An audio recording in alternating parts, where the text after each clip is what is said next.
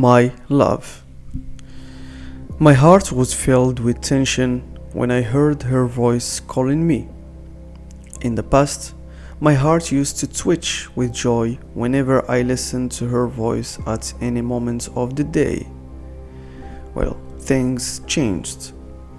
I didn't feel her as she approached me.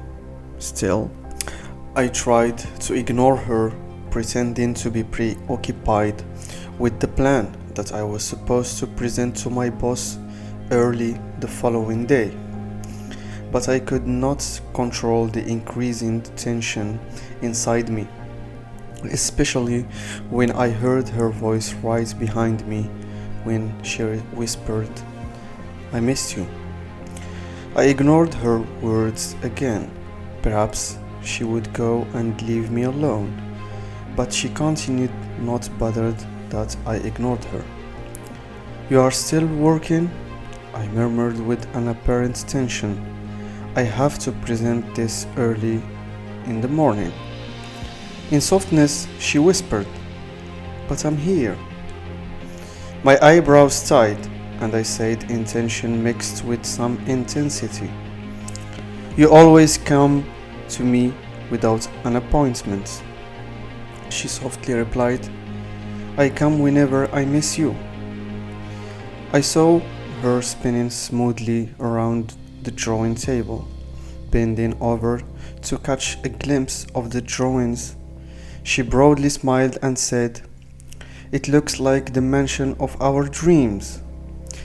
In the past, her smile bewitched me, but today, "You still remember our dreams?" she said, so I murmured, trying to get my gaze away from her. "It was your dream."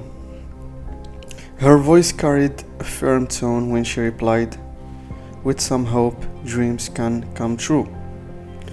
I always heard the exact words when we were together, with the same firm tone in her voice that made me feel like a student standing in front of his teacher, explaining a life lesson. Dreams change over time. I said it with a bit of nervousness, so she looked at me with an angry look and replied, "It seems you don't love me anymore." I took a deep breath and said, "Please, I am exhausted with my work." She gave me the same look before and said with some sharpness, "You always promised to love me. Only me." I didn't try to comment on her words. Instead, I was pretending to be preoccupied with the drawing, so I tried to change the subject. "Is this the time to talk about love?" She nervously replied, "All times are good for talking about love." I sharply said, "What about working time?" She leaned towards me, making me more nervous, and she said, "It's the best time to talk about love." She was close to me in a way that made me feel cold, so I straightened to move my face away from her. Then I replied, "If my boss didn't receive this plan tomorrow morning, I might lose my job." With an angry tone, she replied, "It seems that you forgot that I was the one who helped you get this job, which you are refusing to give up for me today."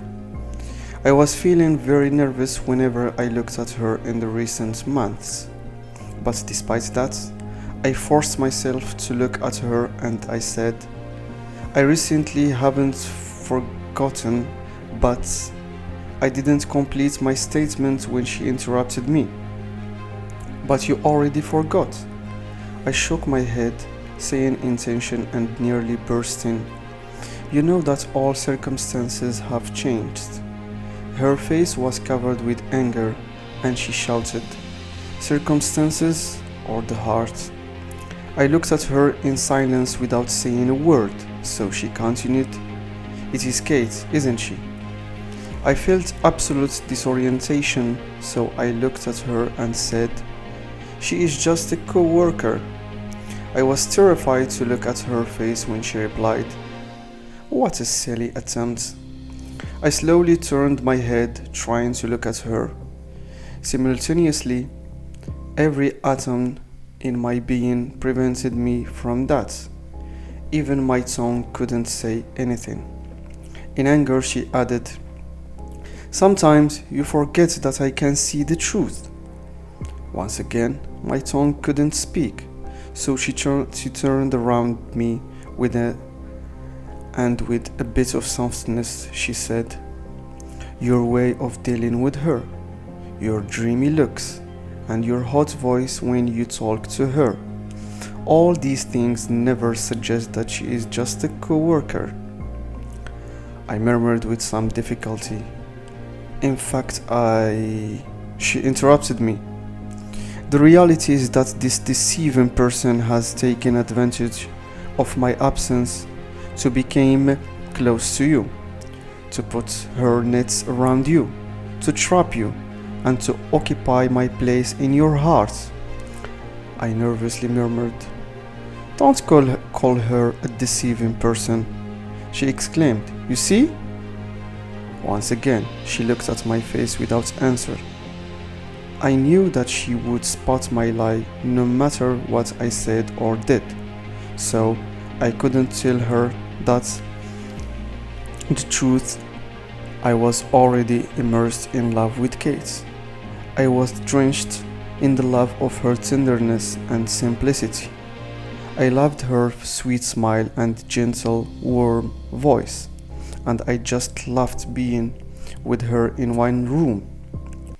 "You promised to love me and no one but me," she said it while crying, so I took another deep breath, trying to calm my nerves before murmuring, "You know I tried."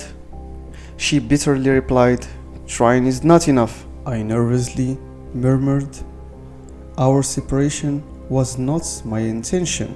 You know I didn't mean that." She turned her back while saying, "I forget sometimes."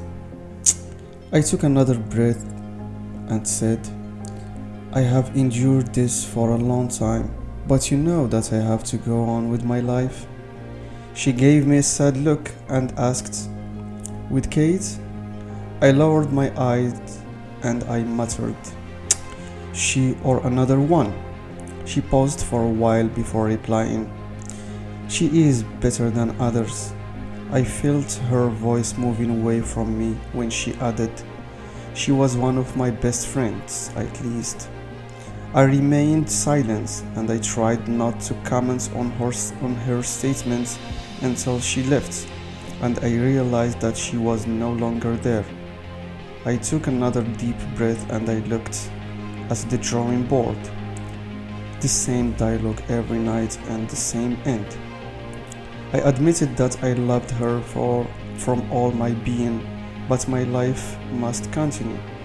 I wondered as I returned to my work, would this torture ever end if I married Kate and continued my life, or would my ex-girlfriend continue her daily visits to me since she died last year? The end.